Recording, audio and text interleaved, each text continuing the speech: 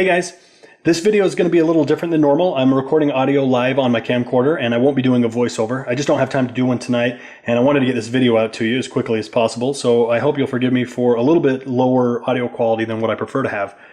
I want to talk about ER collet chucks or collet holders and specifically the size and compare the ER32 to my new ER20 and ER16s that I got from Tormach today.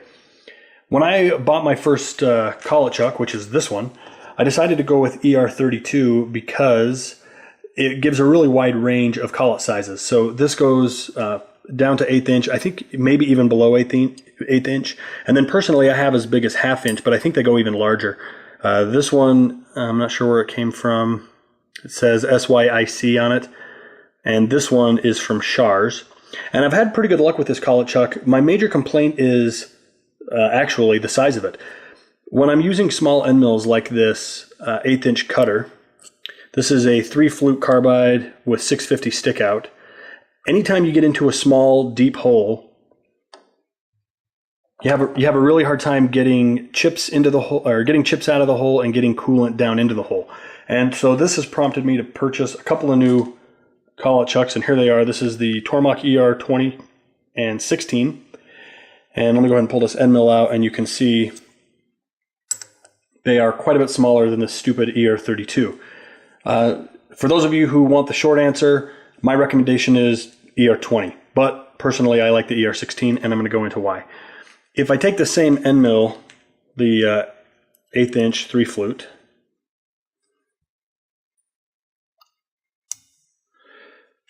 and compare it to the ER32,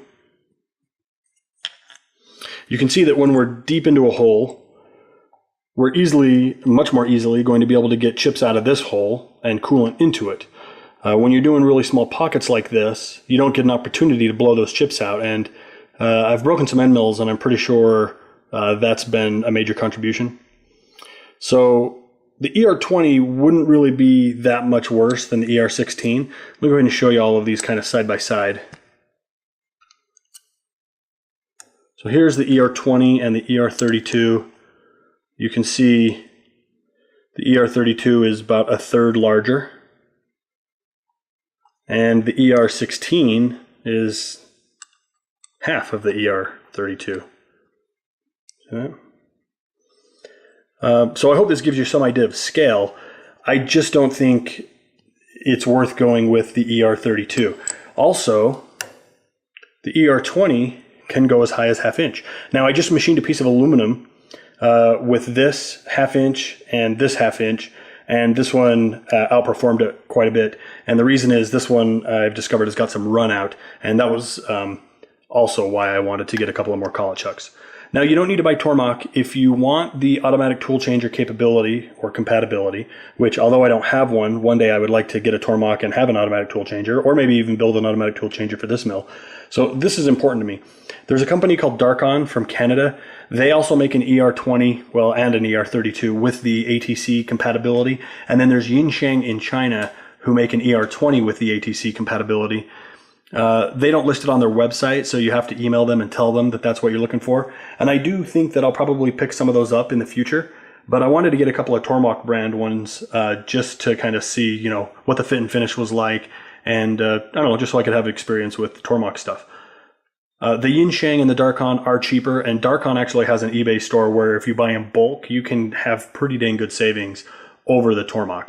I'm not suggesting you buy either of those, although Brad, I know you're going to suggest that we buy those, but they don't do the ER16, and quite frankly, I really like this small size.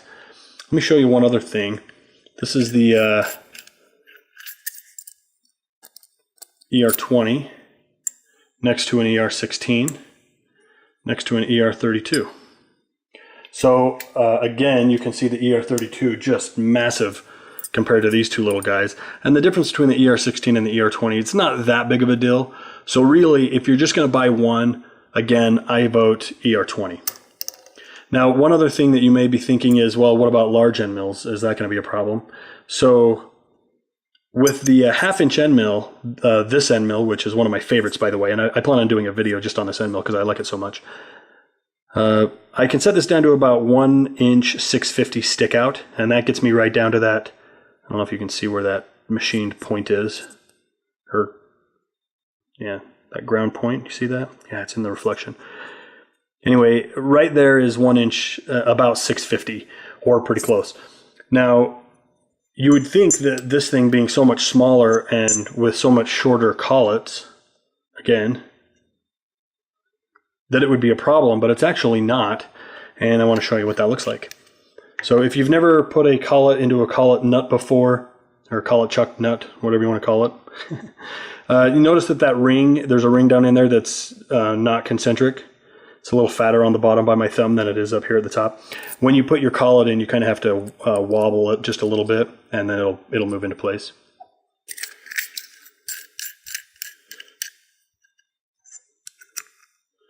Okay. So you heard it bottom out, and there's that grind. And if I take my scale here, we're probably looking at 50 thousandths or maybe 60 thousandths. You probably can't see that.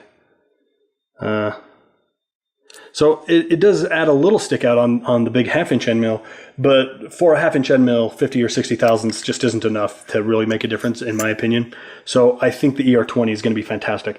So I bought for the ER16, I bought 3/8, 1/8 inch, and 1/4 inch collets, and then I just bought a 1/2 inch collet for the ER20.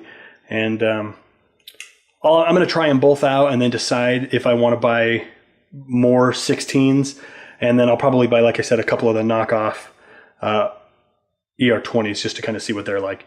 And I'll link Brad's video. He actually kind of shows you the fit and finish compared to the Tormox. So I probably won't do a video about that. Anyway, that's everything I wanted to talk about. Thanks for watching. If you have questions or comments, post them below. Don't forget to subscribe to my channel if you have not, and I'll see you in the next video.